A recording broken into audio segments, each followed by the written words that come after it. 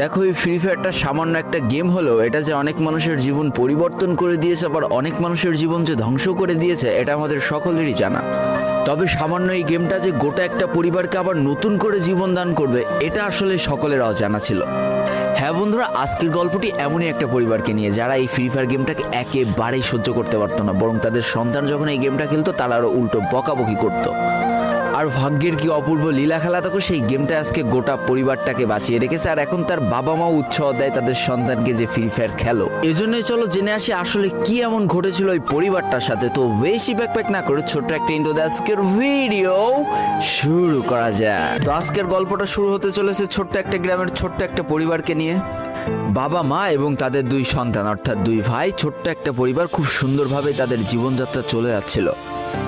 বড় ভাই একটা কোম্পানিতে লেবারের চাকরি করে, বাবা কৃষিকাজ করে, আর তাদের ছোট সন্তান অর্থাৎ ছোট ছেলে কিন্তু ক্লাস 8-এ পড়াশোনা করে। দারিদ্রতার বেড়াজালে আটকে পড়া পরিবারকে সাপোর্ট দেওয়ার জন্য তাদের বড় ভাইকে খুব অল্প বয়সে কাজে চলে যেতে হয়েছে। এই জন্য বড় ভাইয়ের পড়াশোনাটা ঠিকমতো হয়ে ওঠেনি। তবে বাবা মার একটাই স্বপ্ন ছিল যে তাদের ছোট সন্তান অর্থাৎ ছোট ছেলে যাতে উচ্চশিক্ষায় শিক্ষিত হয়।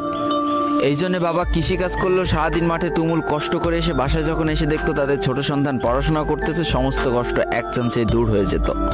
আর তাদের ছোট সন্তান পরিবারের অভাব দেখতে দেখতে বড় হচ্ছে, তো তাই সে একটা সময় ঠিক করেই ফেলে যে তাকে অনেক বড় হতে হবে, লেখাপড়া করে অনেক বড় মানুষের মতো মানুষ হতে হবে। আর ঠিক এমনটাই হতে থাকে। তাদের ছোট ছেলে খুব ভালো রেজাল্টও করতে থাকে, প্রত্যেক ক্লাসে টপ হতেও থাকে। তবে তার একটা বদ অভ্যাস ছিল, সেটা হচ্ছে ফ্রি ফায়ার গেম খেলা। করোনা চলার সময় যখন তার স্কুল বন্ধ হয়ে যায়, তখন তার বাবা এবং বড় ভাইয়ের জমানো কিছু টাকা দিয়ে তাকে একটা ফোন কিনে দেওয়া হয় অনলাইনে ক্লাস করার জন্য। তার ফোনটা ছিল 3 GB র্যামের একটা ফোন। তবে এইখান থেকেই তার ফ্রি ফায়ার গেমের সাথে পরিচয় হওয়া।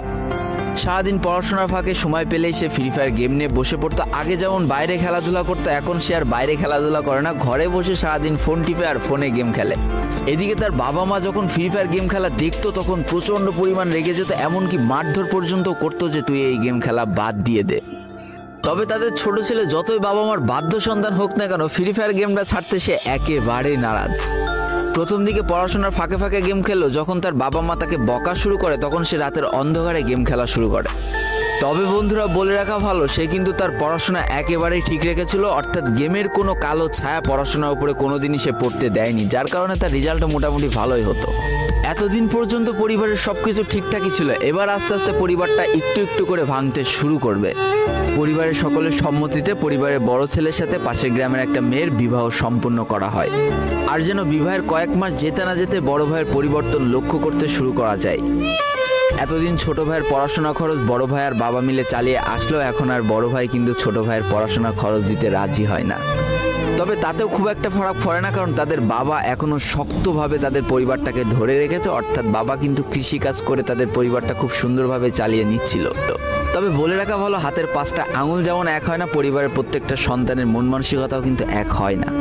কিছুদিন পর বড় ভাই পুরোপুরি আলাদা হয়ে যায়, তার বউকে নিয়ে নতুন করে সংসার তৈরি করে। এমনকি একটা পর্যায়ে যে বড় ভাই তার পরিবারকে অস্বীকার করে দেয়, অর্থাৎ একটা টাকাও আর পরিবারে দিত না, সমস্ত টাকা সে নিজের সংসারেই খরচ করত। 4 জনের পরিবারটা ভেঙে যায় এখন 3 জনের পরিবার হয়ে গেল, বাবা মা আর তাদের ছোট সন্তান। এখন পুরো পরিবারের দায়িত্বটা বাবার উপরে পড়ায়। দিনরাত 24টা ঘন্টা হাড় ভাঙা খাটুনি করা শুরু করে দেয় তাদের বৃদ্ধ বাবা।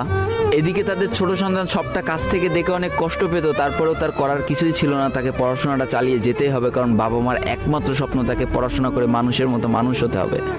এদিকে বলে রাখা ভালো, পড়াশোনার পাশাপাশি কিন্তু সে ফ্রি ফায়ার গেমটা অনেক ভালো মতো খেলা শিখে গিয়েছিল। তার 3 GB র্যামের ফোন একটু ল্যাগ দিলেও মোটামুটি ভালোই খেলা যেত স্মুথ গ্রাফিক্সে।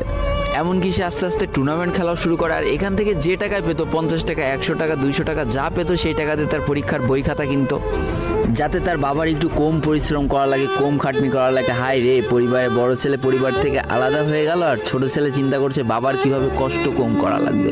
এরই মাঝে সে একদিন চিন্তা করে, সে তো টুর্নামেন্টে অনেক ভালো পারফরমেন্স করছে, তাহলে তার একটা ইউটিউব চ্যানেল খোলার দরকার, অন্তত টুর্নামেন্টের ম্যাচগুলো ইউটিউবে ছাড়লো, যদি কপালে ভালো কিছু লেখা থাকে।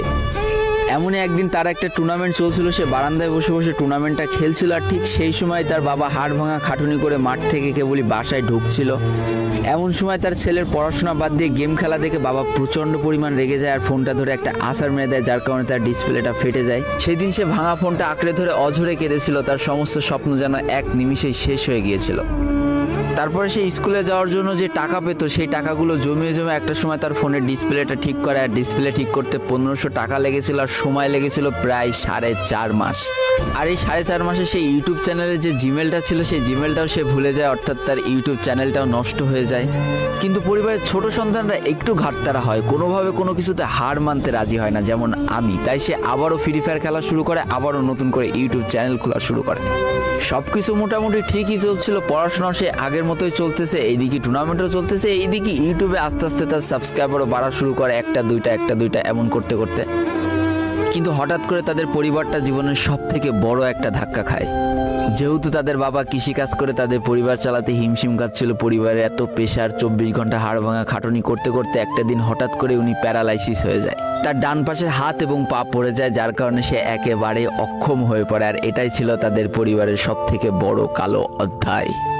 তবে সব থেকে কষ্টের ব্যাপার কি ছিল জানো? পরিবারের এত খারাপ সময়ও তাদের বড় ভাই কিন্তু তাদের পাশে এসে দাঁড়ায় না। এবার শুরু হয় তাদের পরিবারের আসল কষ্ট। না ছোট ছেলের পড়ার টাকা আছে, না বাবার ওষুধ কেনার টাকা আছে, না তাদের 3 বেলা ঠিক মতো খাবার টাকা আছে। কি আর করবে, পরিবারে এই অসহায় অবস্থা দেখে না খেয়ে তো মরা যায় না, তাই তাদের মা লোকের বাসায় কাজ করা শুরু করে দেয়। কিন্তু কাজ করে 3 বেলা খাবার জোটানো গেলেও বাবার ওষুধ আর সন্তানের পড়াশোনার খরচ চালাইতে হিমশিম খাচ্ছিল তাদের মা। ঠিক এই সময়টায় পরিবারের ছোট ছেলে সারাদিন চিন্তা করতে থাকে যে আসলে তার কি করা উচিত, কি করলে পরিবারের সবাই ভালো থাকবে, কি করলে বাবার ওষুধ কেনার টাকা সে জোগাড় করতে পারবে, কি করলে বাবা মার স্বপ্ন পূরণের জন্য সে পড়াশোনা করতে পারবে। তার সামনে শুধু একটা অপশনে খোলা ছিল, সেটা হচ্ছে ফ্রি ফায়ার গেমটা। কি আর করবে, সারাদিন সে পড়াশোনা করতো আর সারা রাত ফ্রি ফায়ার গেম খেলে খেলে ভিডিও আপলোড করা শুরু করে ইউটিউবে। তোমরা শুনলে অবাক হয়ে যাওয়া, 24টা ঘন্টার মধ্যে সে মাত্র 4.5 ঘন্টা ঘুমাতো। দিনের বেলা স্কুলে থাকতো, স্কুল থেকে এসে সে একটা চার দোকানে কাজ করতো, চার দোকান থেকে বাসায় এসে পড়াশোনা করতো, পড়াশোনার পরে রাত্রেবেলা ফ্রি ফায়ার গেম খেলে ভিডিও আপলোড করতো। সৃষ্টিকর্তা হয়তো তাদের কষ্টটা দেখেছিল, তাই তার বেশি দিন কষ্ট করা লাগেনি। 4.5 মাসের মাথায় তার একটা ভিডিও ভাইরাল হয়ে যায়। ব্যাস,